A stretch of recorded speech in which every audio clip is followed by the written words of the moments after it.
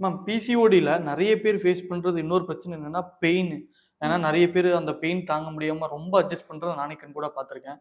இப்ப அத எப்படி மேம் கியூர் பண்றது? அதுக்கான ரெமெடி ஏதாவது இருக்கா? கண்டிப்பா. அ ஸோ நெறைய பேருக்கு பார்த்தீங்கன்னா, ரொம்ப நாள் கழிச்சு பீரியட்ஸ் வருது. பீரியட்ஸ் வராமயே ரொம்ப நாள் இருப்பாங்க.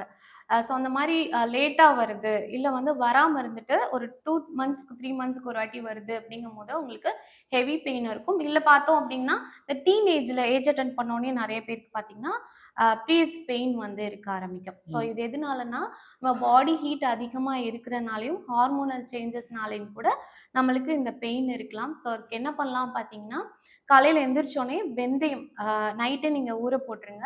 ஸோ அந்த வெந்தயம் வந்து தண்ணியோட சேர்த்து அந்த வெந்தயத்த சாப்பிடும்போது, நம்மளுக்கு நல்லாவே அந்த பெயின் ரெட்யூஸ் ஆக ஆரம்பிக்கும். ஸோ அதேபோல ஹீட்டான பொருட்கள கொஞ்சம் தவிர்த்துட்டு, நம்ம குளிர்ச்சியான உணவுகள், இளநீர், பழங்கள் இந்த மாரி நெறைய எடுத்துக்கும்போது, பெயின் ஆட்டோமேட்டிக்கா கொஞ்சம் கம்மியாகும். இன்னும் சில பேருக்கு பார்த்தீங்கன்னா, சாப்பிடாம இருப்பாங்க. ம். சாப்பிடாம இருக்கும்போது, அந்த உணவ வந்து தள்ளி போடுவாங்க. ஸோ அந்த மாரி ஃபாஸ்டிங்லாம் எடுக்கும்போது, என்ன ஆகும்னா, இந்த பீரியட்ஸ் டைம்ல ஹெவி பெயின் வந்து இருக்க ஆரம்பிக்கும். ஸோ அந்த பீரியட்ஸ் டைம் பார்த்தீங்கன்னா, இந்த ஃபாஸ்டிங் இருக்கிறதோ, ஃபுட்ட தள்ளி போடுறதோ, நேரம் தவறி சாப்பிடுறதோ கொஞ்சம் அவாய்ட் பண்ணிட்டு, நெறைய தண்ணி குடிங்க. நல்ல தூக்கம் தேவ. ஸோ அதேபோல நான் சொன்னத ஃபாலோ பண்ணாலே அந்த பெயின் கொஞ்சம் கொஞ்சமா ரெட்யூஸ் ஆக